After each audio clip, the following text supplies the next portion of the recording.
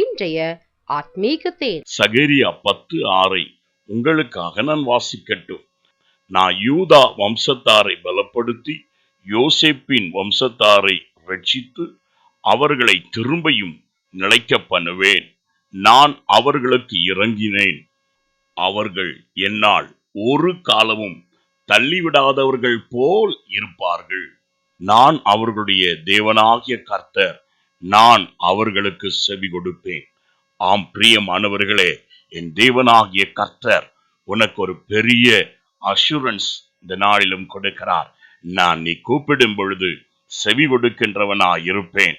நானே உன் தேவனாகிய கர்த்தராய் இருக்கிறபடியாலே நீ கடந்த காலங்களிலே எவைகளிலெல்லாம் சோர்ந்து போனாயோ, மனமுடைந்து தளர்ந்து போனாயோ, அதிலே உன்னை பலப்படுத்தி வந்த எல்லா தீங்குகளில் இருந்தும் உன்னை ரட்சிக்கின்றவனாய் இருப்பேன்.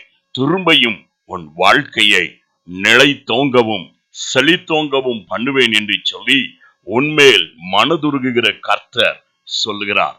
அவர் ஒரு காலமும் உன்னை தள்ளி போட மாட்டார். நிச்சயமாய் உன் கூப்பிடுதலுக்கு செவி கொடுக்கிற தேவனாய் இருப்பார்.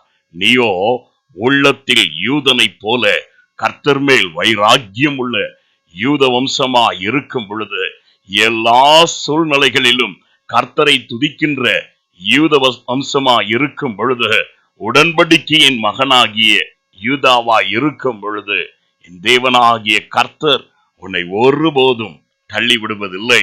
அவர் உன்னை பலப்படுத்தி யோசேப்பை போல் பெருக பண்ணி உன்னை எல்லா தீங்குகளில் இருந்தும் ரட்சித்து வழி நடத்துவார். நான் உங்களுக்காய் ஜெபிக்கட்டும். எங்களை அதிகமாய் நேசிக்கும் அன்புள்ள பிதாவே, நீர் எப்பொழுதும் எங்களோடு இருக்கின்ற தேவனாய் இருக்கிறபடியால் உம்மை நன்றியோடு துதிக்கிறோம், ஸ்தோத்திரிக்கிறோம்.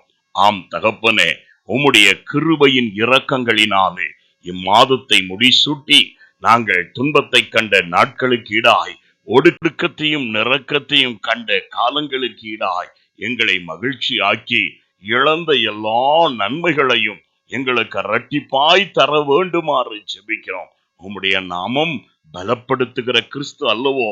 ஆனபடியால் இம்மாதத்தில் நீர் வாக்கு கொடுத்தது போல எங்களை பலப்படுத்தி வழி நடத்துவீராக. இயேசுவின் நாமத்தில் பிதாவே, ஆமென்.